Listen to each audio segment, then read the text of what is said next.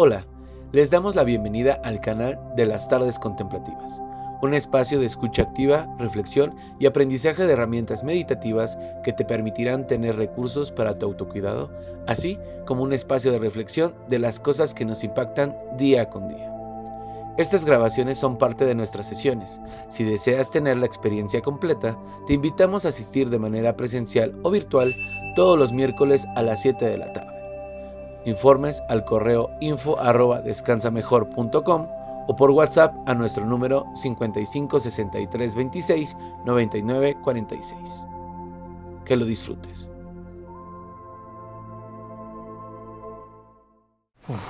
Hola, muy buenas noches, bienvenidas, bienvenidos. Disculpen la tardanza de los inconvenientes que provocan los inconvenientes técnicos, pero ya estamos acá. Y tráficos. Y del tráfico. Entonces, bienvenidos. Ya saben, hola, Roberto Mercadillo, Alberto Fonseca. Una tarde más contemplativa, hoy con el tema de la humanización de la medicina o del entorno médico, a propósito de que en estos días El 23, mañana. 23, mañana, el Día Mundial del Médico. No, el Día del Médico en México, desde México. 1937. Desde 1937. Bueno, tal vez no aplique mucho a una de nuestras queridas participantes porque es médica, pero está en Colombia. Entonces puedes tener doble conmemoración. Te conmemoramos el día de hoy, Marce, y conmemoraremos el día en Colombia. ¿Quién más está? Adriana. Hola, Adri, muy buena tarde. Y no sé quién más se estará conectando.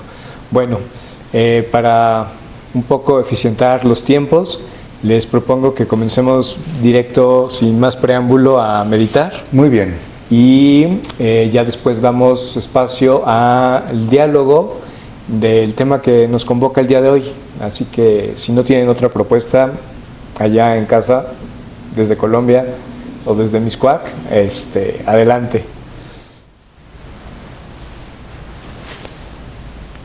Y bueno, pues bienvenidos a los que se incorporaron durante la práctica.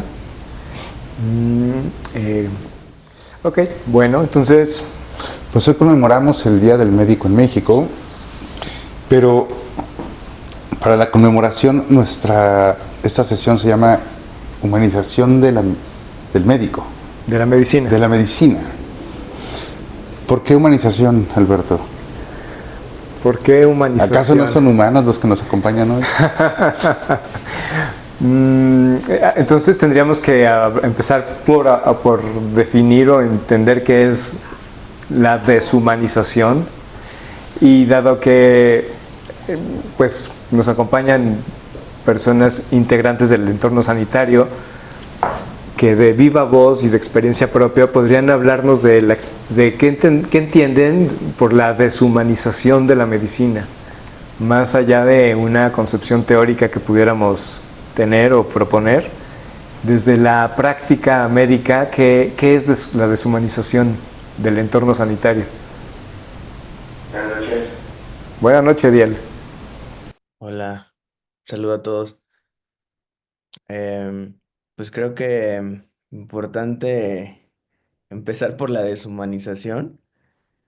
Creo que también es contemplar, si vamos a hablar de lo humano, la parte que pierde en el concepto de la humanización. Yo creo que em, mucho tiene que ver cuando perdemos la percepción del paciente como un todo en general, como lo empezamos a ver como algo más aisladamente por enfermedades, por patologías, y dejamos de darle la atención integral. Perdemos ese toque que caracteriza a la relación médico-paciente, darle la importancia, darle su espacio, escucharlo, y nos abocamos más a la parte de tratar de curar sin entender realmente todo el entorno del paciente. Para mí eso es parte de la deshumanización.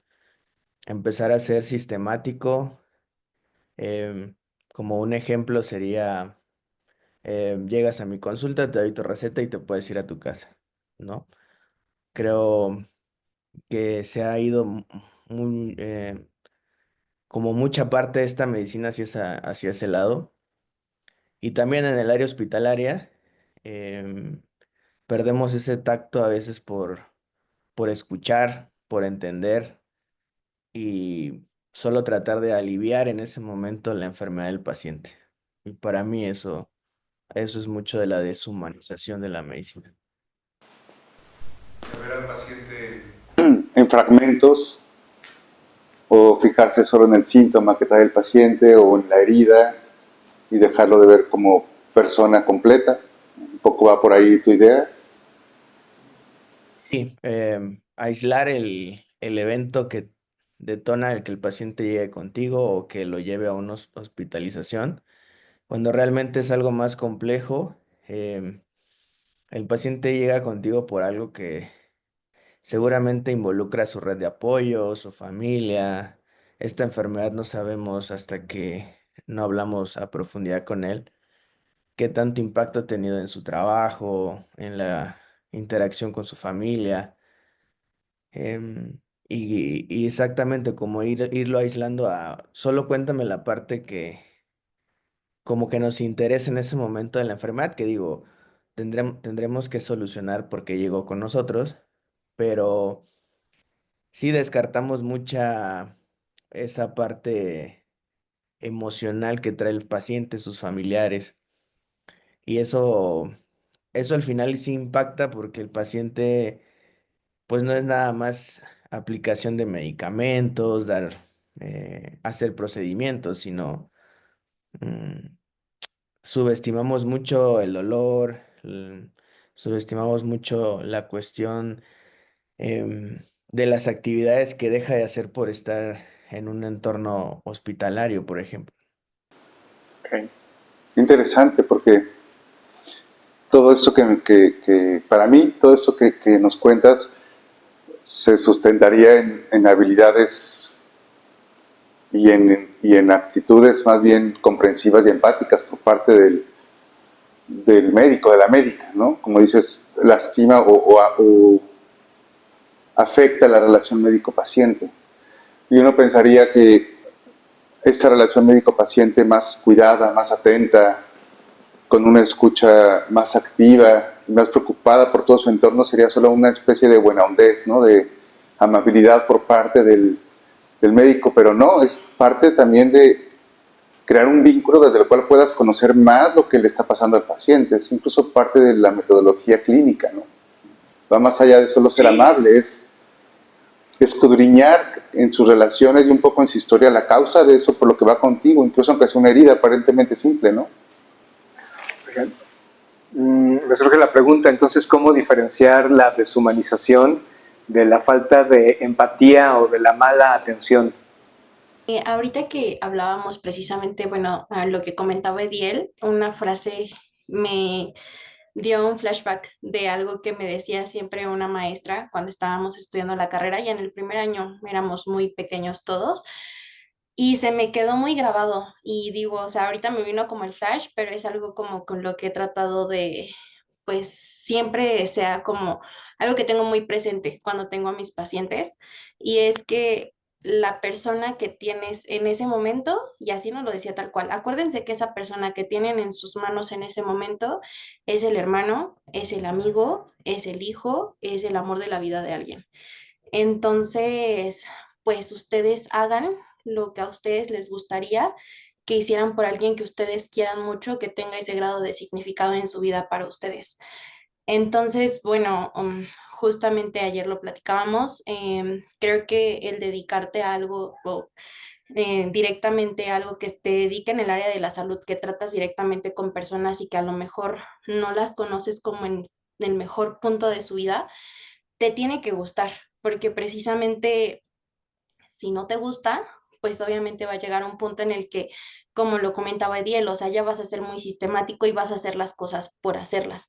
O sea, no vas a perder como ese toque a lo mejor de que si tienes un paciente ventilado, pues ya ni siquiera le vas a hablar. O sea, dices, ¿para qué le hablo si no me escucha, no?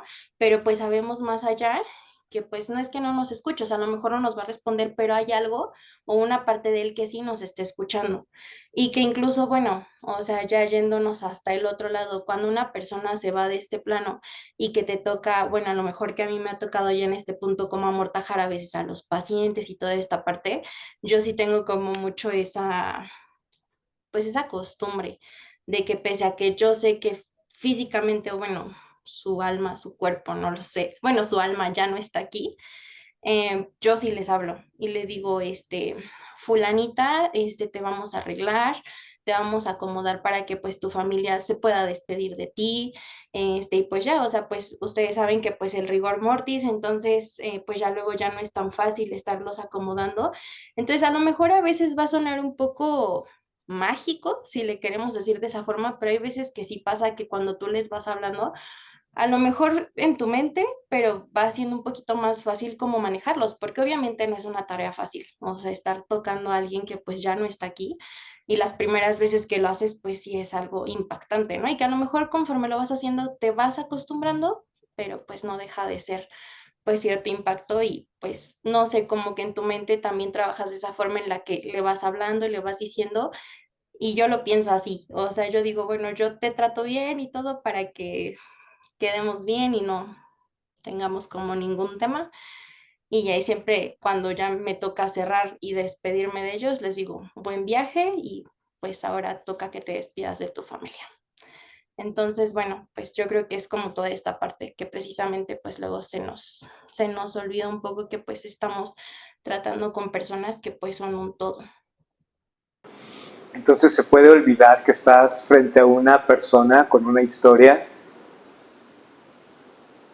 como te decía tu maestra, y que me haces pensar, este espacio es un diálogo entre mayormente psicología, neurociencia y budismo. Y en el budismo está esta noción de humanidad compartida, que si bien no es un concepto que se haya originado totalmente en el budismo, es un término moderno que como que recopila muchos ejes del budismo. Y esto de reconocer en el otro como alguien que sufre o puede sufrir igual que tú, ¿no? Que es padre, madre, hijo, hermano, amor de la vida de alguien más, es retribuirle su historia, retribuirle su individualización. Y creo que cuando está esa conciencia, hay como un tipo de cuidado, incluso como en algunos espacios se denomina una ética del cuidado, de cómo puedo cuidar del otro, que es un otro que siente, que es un otro que además tiene una naturaleza sufriente. Pero, bueno, sí estoy de acuerdo con ustedes, estoy de acuerdo con lo que tú dices, pero a mí se me vino a la mente a alguien más. Cuando dice Diel, a veces ya no lo haces por la carga de trabajo, ¿no? O cuando dice Cintia, ¿verdad?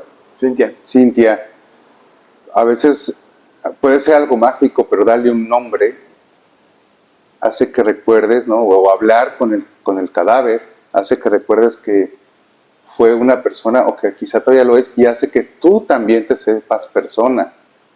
Entonces, sí es la relación médico-paciente, pero justo es la relación, no solamente es que el médico entienda al paciente desde esta narrativa, también el médico tendría que comprender su propia narrativa, quizá el paciente puede comprender también un poco la historia del médico, porque la relación es así. Y incluir tus creencias, incluir lo que tú piensas que es persona, que es espíritu, que es la muerte, va embebido en esa historia.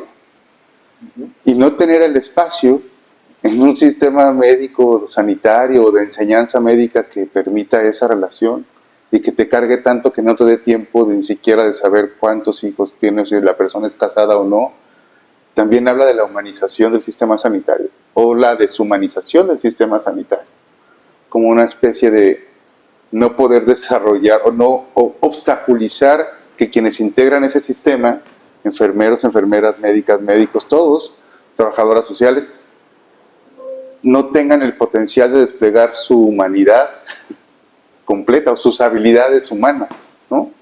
Eso también me vino eso a la cabeza. ¿Y eso de dónde proviene, Marcela? Hola. Eh, de pronto volviendo al inicio, cuando tú preguntabas cómo los humanos podemos estar deshumanizados, ¿no? ¿O por qué los humanos tenemos que hablar de humanización? Digamos que esa es una pregunta que yo creo que en algún momento de la vida muchos nos la hacemos, ¿no? Y bueno, yo he transitado por diferentes, digamos que, lugares teóricos para entender un poco a qué hace referencia la deshumanización. E incluso en algunos lugares quisiéramos que no habláramos de humanización, sino de humanismo, pero tal vez para mí la definición que más me llega a mí, y esta la aprendí, creo que alguno de los profesores que compartimos con Alberto cuando nos formamos en compasión, es que decía que deshumanizar es cuando tú o tú mismo o al otro le quitas algo de esas dotes que nos hacen humanos. Cuando lo vemos o cuando tú ves al otro por debajo de ti o cuando tú te ves por debajo del otro o cuando te sientes como por encima del otro. Y que eso es lo que hace que se constituya esta relación de deshumanización. O sea, cuando dejamos de vernos como pares, cuando dejamos de sentirnos como iguales, es cuando surge la deshumanización. Y ya desde otro lugar, digamos que más desde la bioética, de cierta manera, cuando hablamos de deshumanización, es cuando le quitamos como esa dotación y ese contenido moral al otro, ¿no? Entonces, como que le quito eso que lo hace persona, eso que lo hace humano. Y puede que yo no lo haga de una manera voluntaria, puede que yo no diga, quiero quitarlo y quiero verlo de esta manera, sino que pues puede ser algo que surja por diferentes motivos, pero influye mucho, al fin y al cabo, lo que constituye la moral, ¿no? Tus creencias, tu cultura, tu religión. Y eso tal vez lo podemos estar viendo en estas guerras que tenemos, que uno dice como estas guerras como tan sin sentido, pero es que sí, dejamos de sentir que somos todos iguales, ¿no? Y eso tiene mucho que ver con ese concepto de humanidad compartida de la que decía Alberto, ¿no? Ponernos en ese mismo, en esa misma línea, iguales, somos todos iguales. Quizás eso era lo que quería yo aportarles.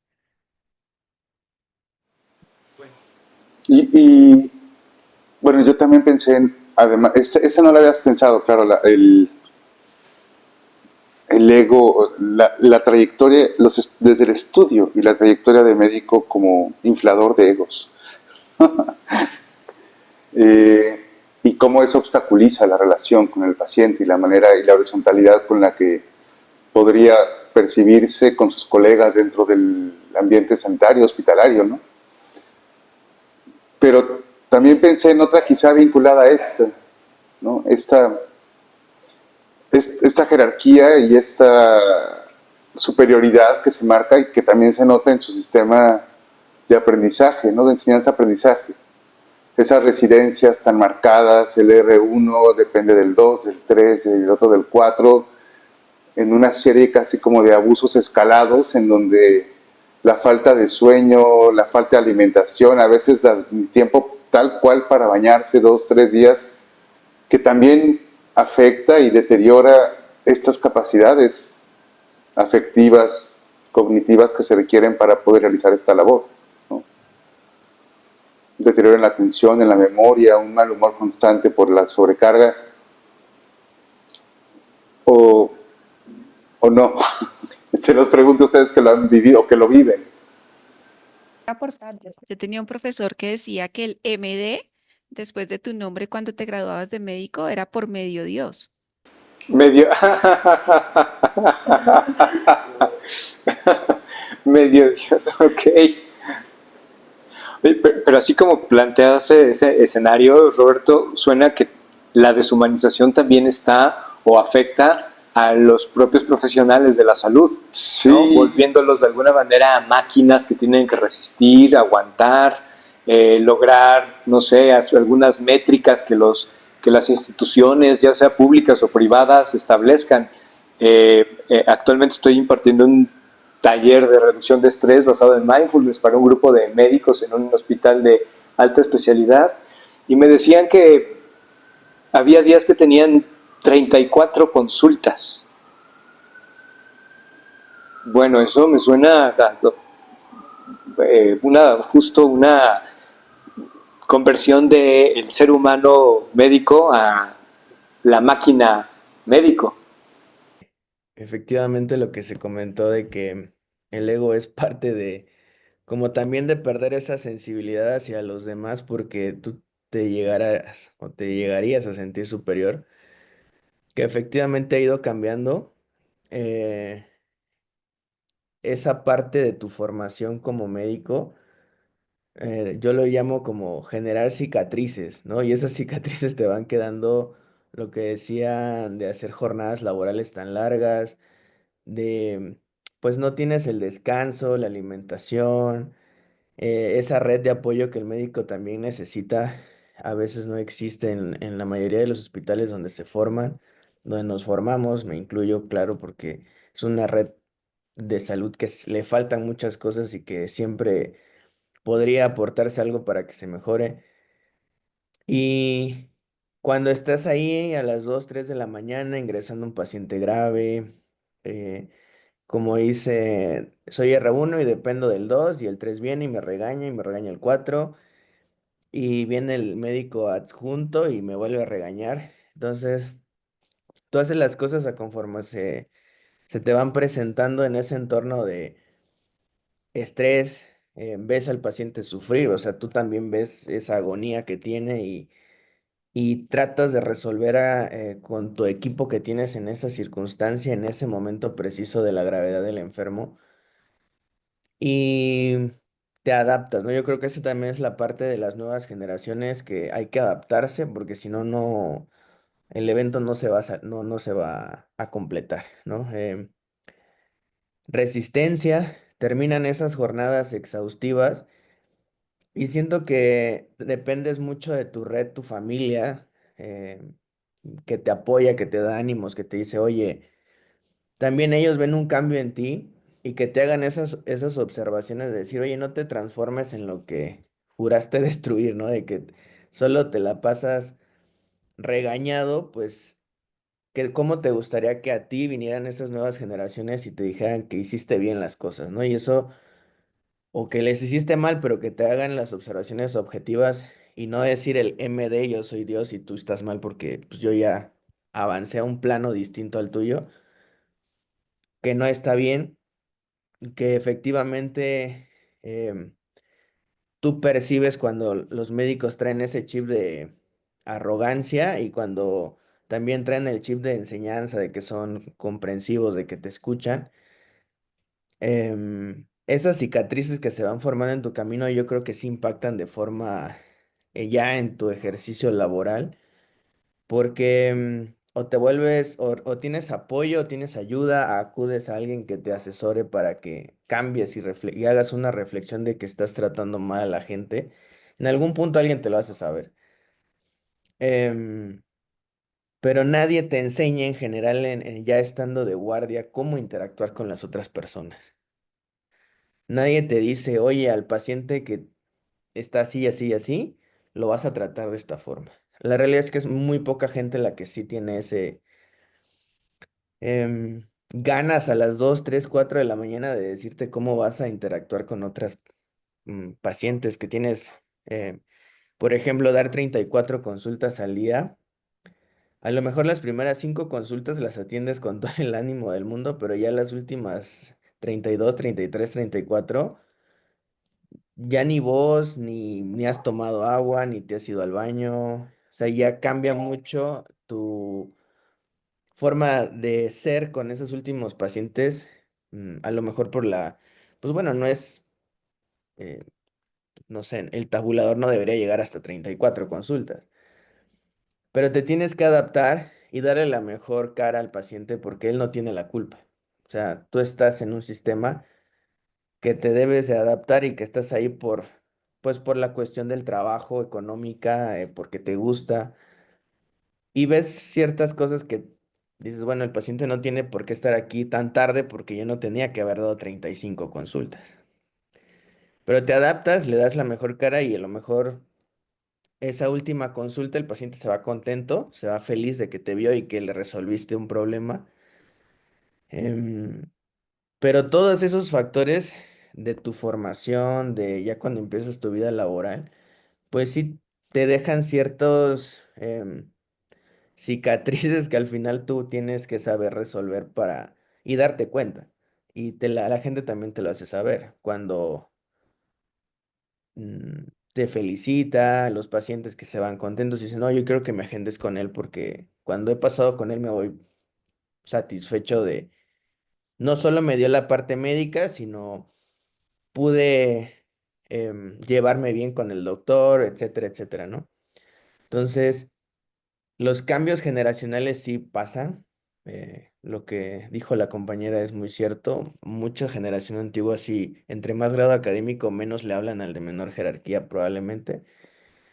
Y ahora estamos como más, espero que vayamos sobre esa corriente de cambiar y que los que estamos creciendo tengamos ese chip nuevo de escuchar más, ¿no? Escuchar, respetar las decisiones que los pacientes también toman y bueno, aprender de ellos, ¿no? Porque también estamos, nunca dejamos de aprender. La medicina todos los días, como en todas las áreas existen cambios y hay que saber mm, ir captando las cosas buenas.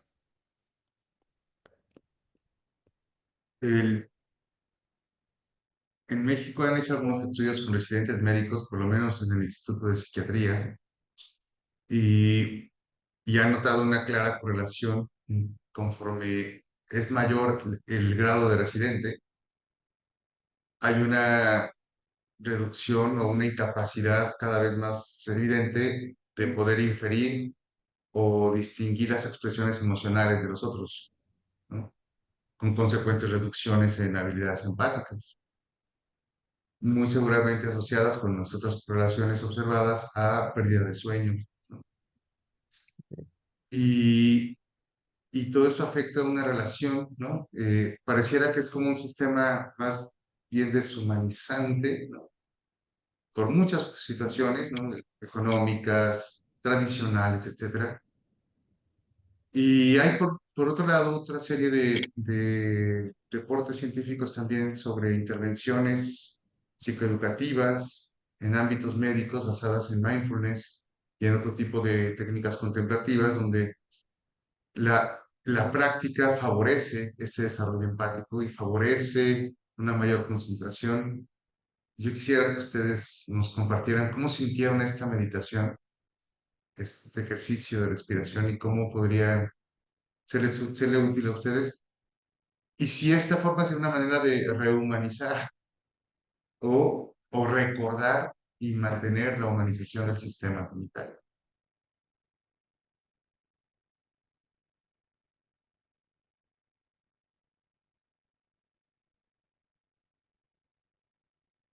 Es decir, meditar, respirar, contemplar, darse unos minutos al día para esto, ¿les sirve de algo?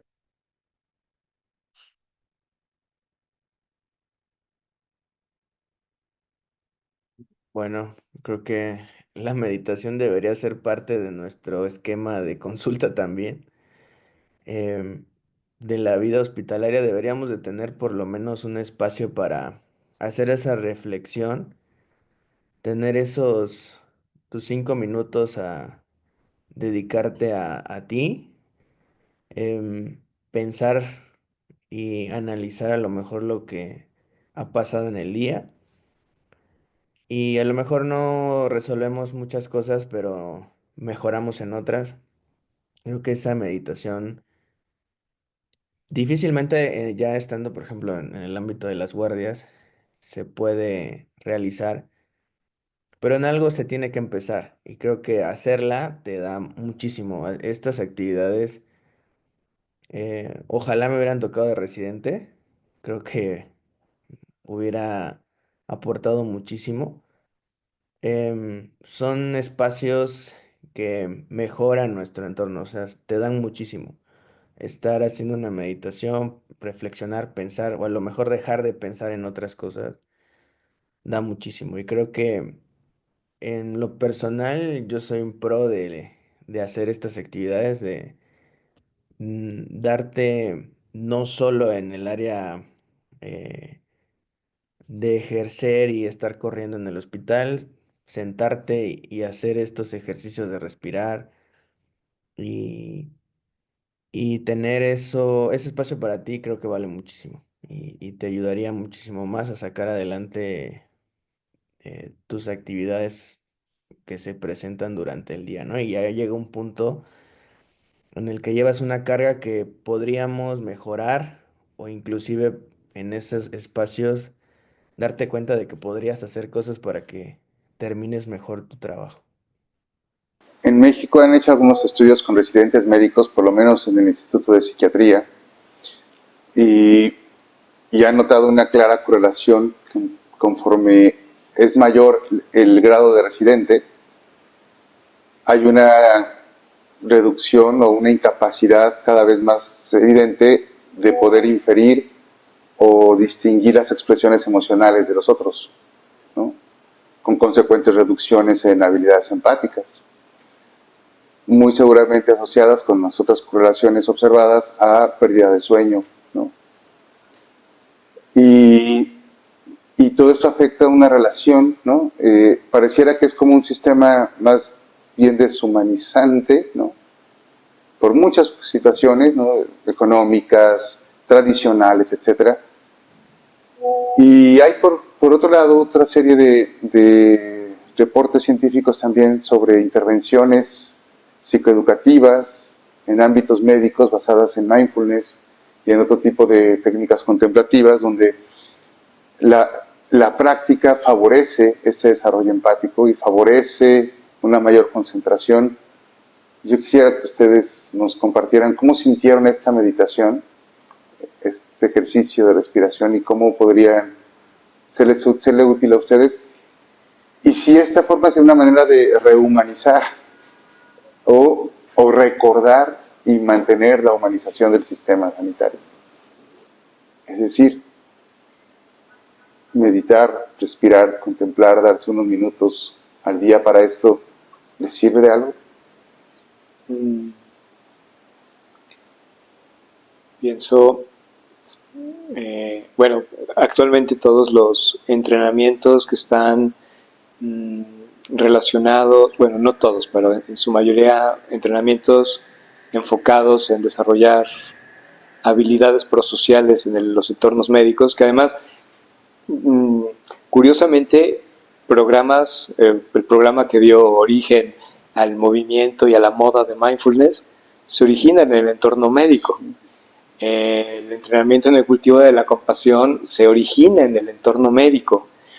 Y bueno, eso ha dejado como una estela de evidencia suficientemente sólida que permitiría abrir puertas en todos los sistemas de salud. Convencer incluso a los médicos.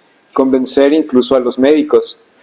Pero también pienso, y sabes que es como una perspectiva que tengo, es que a lo mejor son programas que terminan siendo unas versiones como descafeinadas del potencial que tendría la base teórica y la base filosófica que representa el budismo, tanto para el programa de MBCR como el CCT, tienen un trasfondo, tienen una base budista, que bien se ha trasladado, se ha traducido en un lenguaje secular.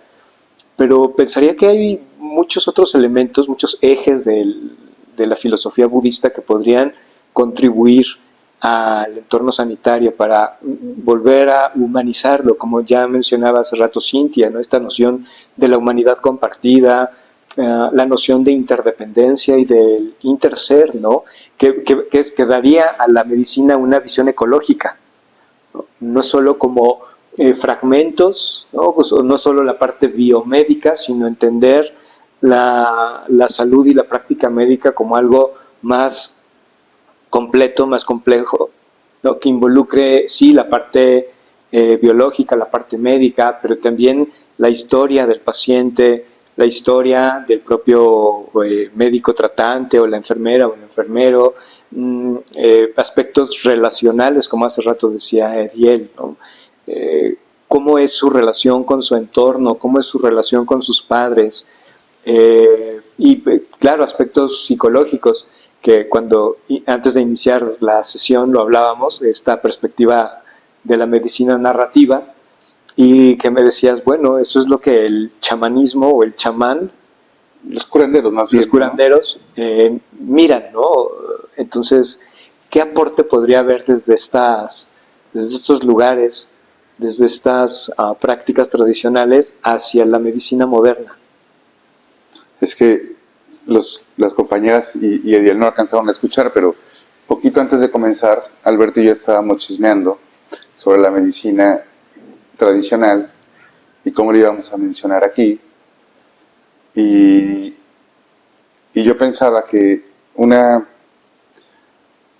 elemento más para humanizar la medicina es saber dialogar entre diferentes medicinas, ¿no? La medicina científica es la que más conocemos, ¿no? La más prevalente en todos los sistemas sanitarios de Occidente, pero hay otros tipos de medicinas que existen sobre todo en países más multiétnicos, como es el caso de México o de Colombia, ¿no? Que pueden hacer uso de plantas o no, o de algunos otros elementos, pero una de las cosas interesantes es la figura que el médico tradicional tiene en la comunidad, que es el que conoce a la comunidad, el que conoce la historia de los habitantes, y cuando llega un habitante a sanarlo de algo, justo hace lo que proponía, ¿no? No solamente le cura la raspadita que trae en el brazo o el dolor que tiene en la cadera, sino revisa qué pasa en su familia, y revisa incluso si esto proviene de algún conflicto con algún vecino, con alguien también de la comunidad, de tal forma que el curandero también es una especie de mediador, ¿no? O de intervencionista psicosocial permanente, ¿no? Es decir, son prácticas más cercanas, más narrativas, como dice Alberto, que o hay que aprovechar o hay que recordar que existen o que pueden implementarse también en la práctica médica científica, ¿no? Esto es humanizar la medicina, quizá en este momento de la historia humana, es voltear a ver y dialogar con varias formas de sanación. El budismo mismo, ¿no?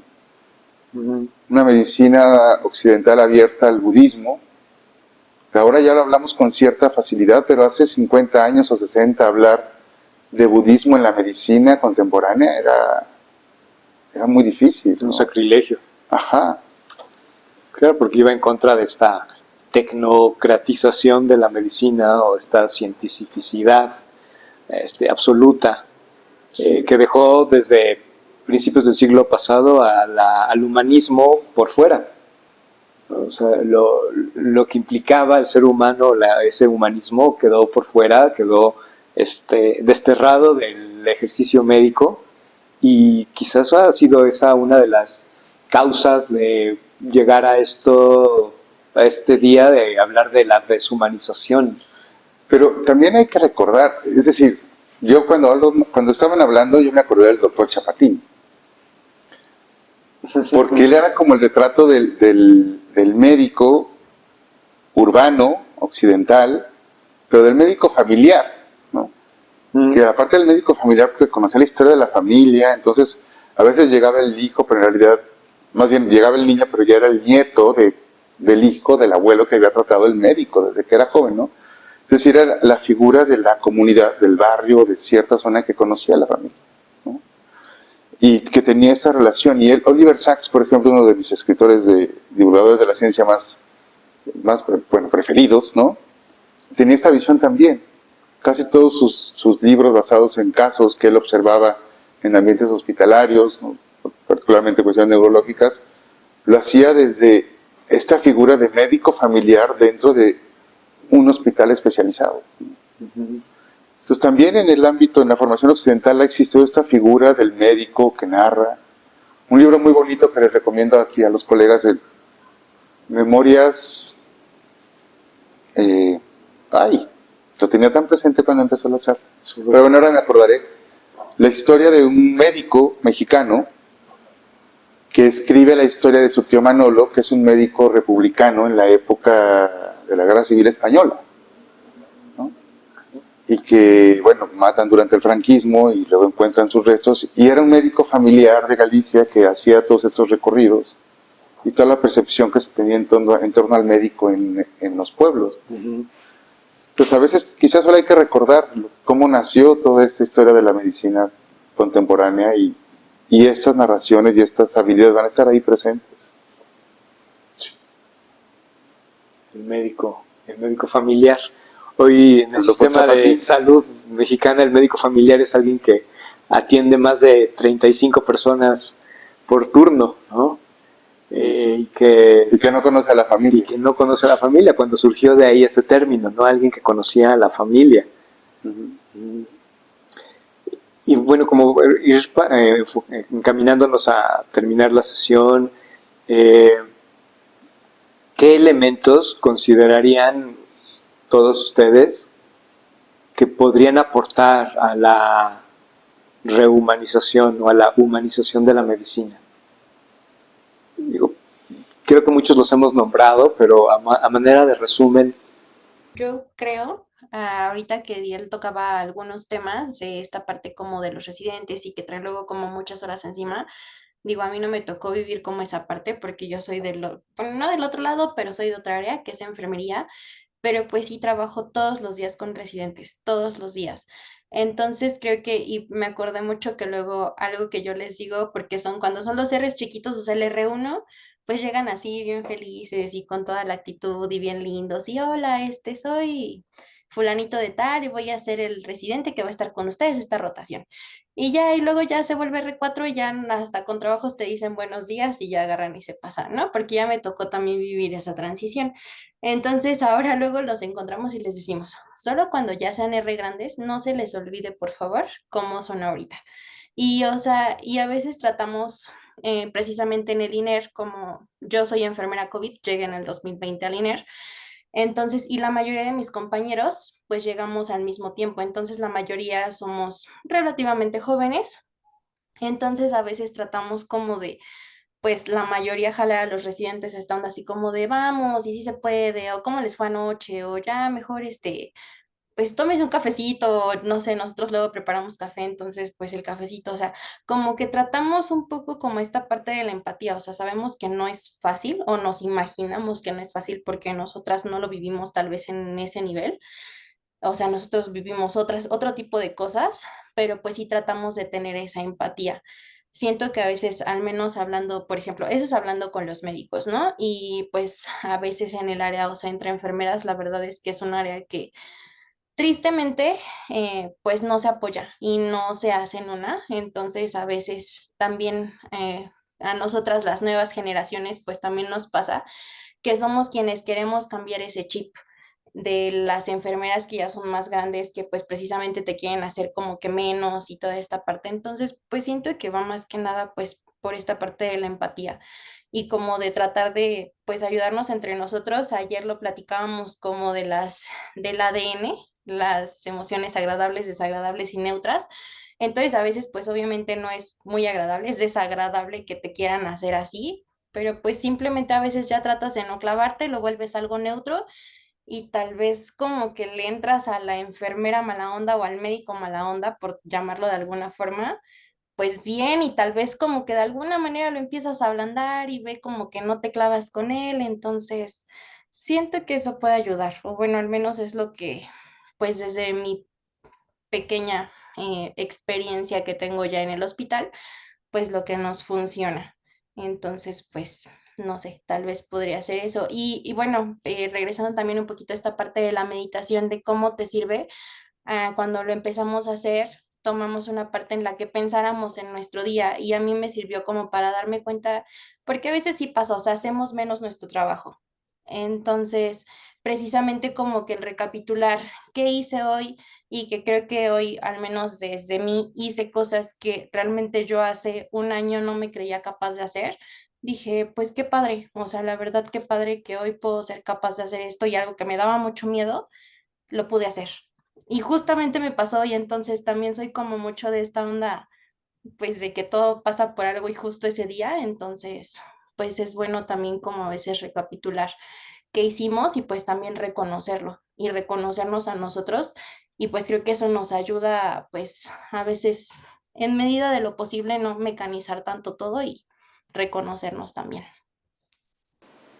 Bueno, este contexto, esto que se refería Cintia de ADN, es que, bueno, primero reconocer que Cintia es una de las seguramente primeras enfermeras contemplativas o con práctica contemplativa que hay en México, porque es parte de la comunidad de meditación de Acatlán. Y ayer realizábamos la contemplación de las sensaciones agradables, desagradables y neutras. Bueno, ya llevamos varias sesiones trabajando eso. Pero bueno, pues gracias, Sin. Me parece que señalas algo sumamente importante que a lo mejor no hemos mencionado acá, pero porque nos hemos situado como en las causas personales de la deshumanización, pero esas causas personales se ubican en un porcentaje mínimo en comparación con las causas estructurales que generan esta deshumanización, ¿no? Organizacionalmente, institucionalmente, presiones organizacionales, presiones incluso hasta de volver la práctica como algo que estás vendiendo, ¿no? Entonces, así como al vendedor de automóviles le piden que venda cierto número de automóviles al mes, ¿no? Al médico le establecen parámetros de productividad, ¿no? Y así los llaman, productividad, que deshumanizan. Sí. Al propio personal médico y a los pacientes, ¿no? Entonces, esas causas estructurales creo que no debemos de hacerlas o dejarlas de ver porque hacen el porcentaje más grande de causas que contribuyen a la deshumanización. No caigamos en esto que ocurre mucho de trasladar la responsabilidad de la salud mental a la persona, porque para el capitalismo es la mejor forma de resolver el problema, ¿no? Pero como veíamos algunas sesiones antes, ¿no? Cuando vivimos meditación para la resistencia y la resiliencia, sí, meditar nos ayuda a estar mejor, a estar más ecuánimes, a obtener más elementos para regular lo que sentimos y percibir al otro de una manera más compasiva. Pero también es cierto que cuando somos conscientes de esto y de esa otredad lastimada y de la nuestra propia, pues también nos damos cuenta de dónde proviene eso, y a veces no proviene de nosotros, proviene del ambiente en el que estamos, que a veces requiere ser modificado y que a veces esa modificación o transformación requiere muchos años, ¿no? Entonces la meditación es una forma de ser consciente de eso, que juntos podemos transformar poco a poco para evitar ese sufrimiento y no solo adaptarnos a él, ¿no? Pues pasamos a la meditación. Sí, tenía pensado otra cosa, pero al escuchar a Marcela hablar de el tal como yo, les voy a proponer hacer una meditación de humanidad compartida. Entonces, no se preocupen, para quien nunca ha escuchado esto del tal como yo. Estaba a punto de preguntarte, ¿qué dijiste? Es una marca de talco para los pies. Okay. El talco Moyo. Okay. Bueno, ahorita es un chiste local, ¿verdad, Mars? Sí, completamente local, y lástima que no podemos compartir la imagen, pero yo creo que ahora sí lo entenderemos, espero, con la práctica. La busco y se las mando. Tengo contacto con todos, entonces se las mando. Y ya después de hacer la práctica van a entender ¿por qué tal como yo? ¿Por qué tal como yo? ¿Sí? Entonces yo iré dando las instrucciones, no se preocupen si no conocen la práctica. Así que vamos a tomar nuestra postura de meditación.